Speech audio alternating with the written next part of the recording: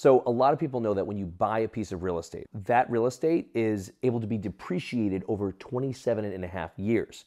That means that every single year that you're in it, that it lowers the value. For every dollar, 27.5 cents comes off. But here's the thing.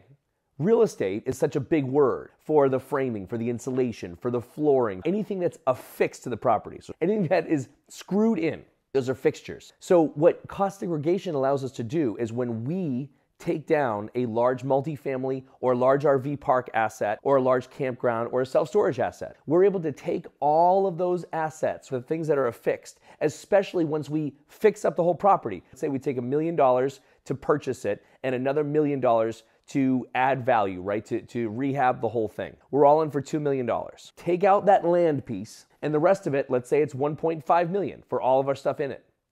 Instead of having that $1.5 million depreciated over that full 27.5 years, which gives us a little bit of phantom cash flow every single year, we're able to have an engineering study done that boils down what the framing is, what the flooring is, what the fixtures are. So it accelerates that depreciation from 27.5, some to 15, some to 10, some to 5. And with the bonus depreciation rules that came out about 6 years ago in 2016, we were able to do 100% write-off year one that it's placed in service. That was really cool. Now in 2023, that's phasing down to 80% for year one. But that's a huge tax advantage to any investor or owner of long-term hold rental property. It's unbelievable. To boil this down really fast for you, right?